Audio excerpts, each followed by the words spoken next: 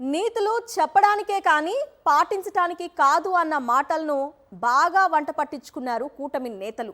చట్టాన్ని చేతుల్లోకి తీసుకోవద్దని పార్టీ నేతలు కార్యకర్తలకు చంద్రబాబు దిశానిర్దేశం చేశారంటూ ఎల్లో మీడియా కొత్త పల్లవి అందుకుంది. అసలు సిట్టు నివేదిక ఇచ్చిన లడ్డూ ప్రసాదంపై తప్పుడు ఫ్లెక్సీలు పెట్టడం రెచ్చగొట్టడం కాదా? మాజీ మంత్రులు అంబటి రాంబాబు, జోగి రమేష్ ఇళ్లపై దాడులు చేయటం హింసను ప్రేరేపించడం కాదా? దాడులకు నేతృత్వం వహించిన టీడీపీ ఎమ్మెల్యే దంపతులపై కేసు కూడా పెట్టకపోవడమే చంద్రబాబు చేస్తోన్న సుపరిపాలన? ప్రజలకు రక్షణగా ఉండాల్సిన పోలీసులు టీడీపీ గోండాలకు వత్తాసు పలకటం రెడ్ బుక్ రాజ్యాంగం కాదా? విధ్వంసం సృష్టించి హత్యాయత్నాలు చేసిన వారు శాంతి కాముకుల?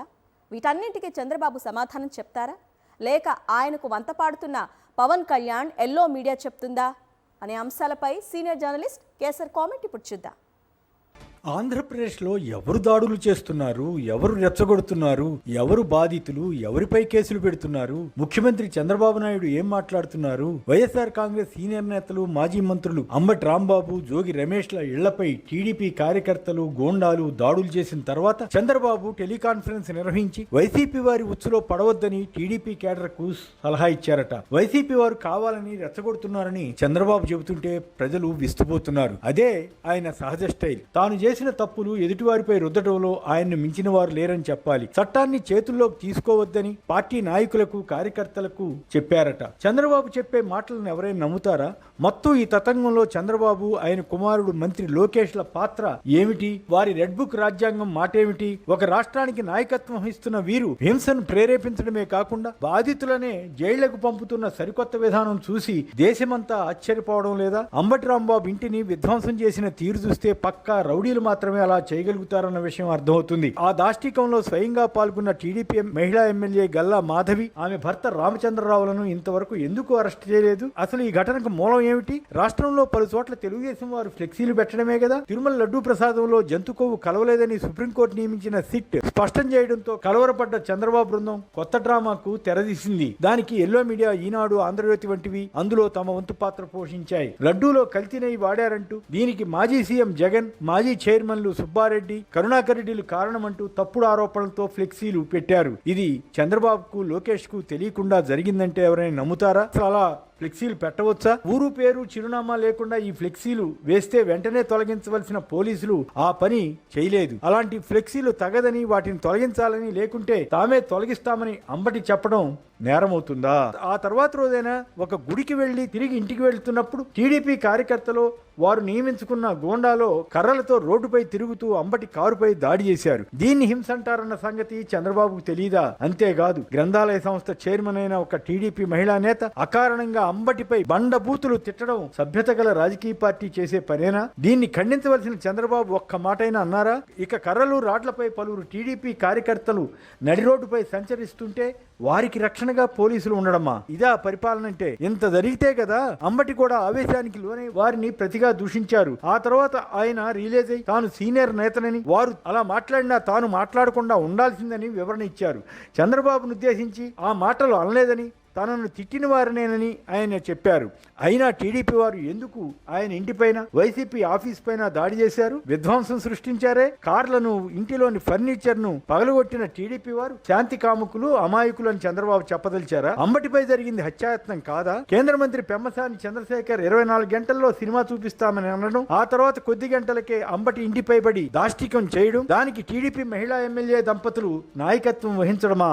సిగ్గుచేటు కాదా? ఇందులో వైసీపీ వేసిన ఉచ్చు ఏమిటి? టీడీపీ వారు వేసిన నీచమైన ఉచ్చులో అంబటి చిక్కుంటే చంద్రబాబు మాత్రం ఎదురు ఆరోపిస్తున్నారు. అంబటి దొరికితే చంపేసేవారమని టీడీపీ వారు సోషల్ మీడియాలో పోస్టులు పెట్టారంటే వారికి హింస అంటే ఏమిటో తెలియదని చంద్రబాబు చెబుతున్నారా? అంబటి భార్య, కుమార్తెలు ఇంటిలో ఉంటే మహిళా ఎమ్మెల్యే ఆధ్వర్యంలో దాడి చేస్తారా? వారిని భయభ్రాంతులను చేస్తారా? వారు లోపల బిక్కుమంటూ గడిపిన క్షణాలు ఎంత భయంకరంగా ఉంటాయో ఊహించుకోవచ్చు. ఆ స్త్రీల పట్ల కూడా కనికరం లేకుండా చంద్రబాబు మాట్లాడడమా? దానికి ఉప ముఖ్యమంత్రి పవన్ కళ్యాణ్ కళ్యాణ్ వంతపాడ్డమా?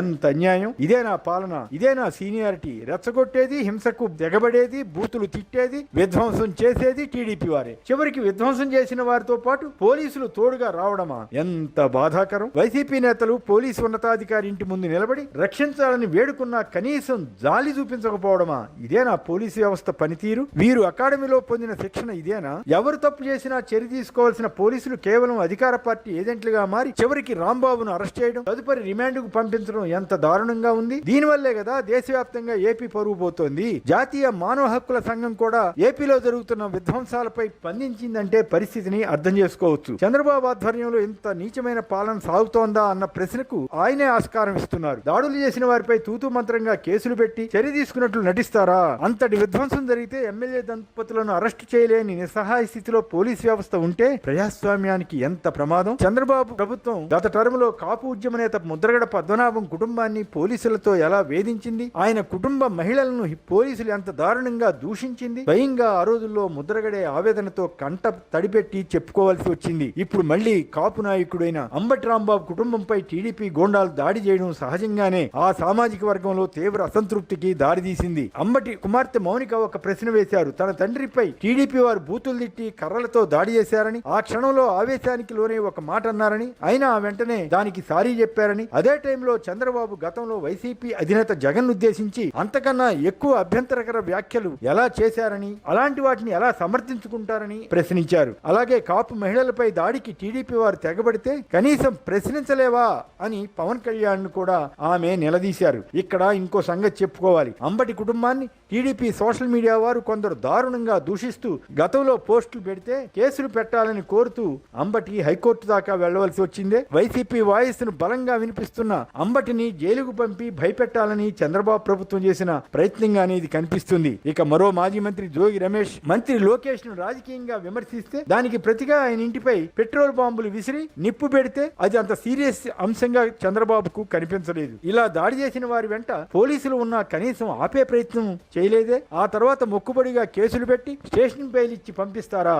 ఇదే నా చంద్రబాబు పాలన చక్కదనం. చేసేవన్నీ చేస్తూ పైకి నీతులు చెప్పి ఎల్లో మీడియాలో రాయించుకున్నంత మాత్రాన జనానికి వాస్తవాలు తెలియకుండా పోతాయా?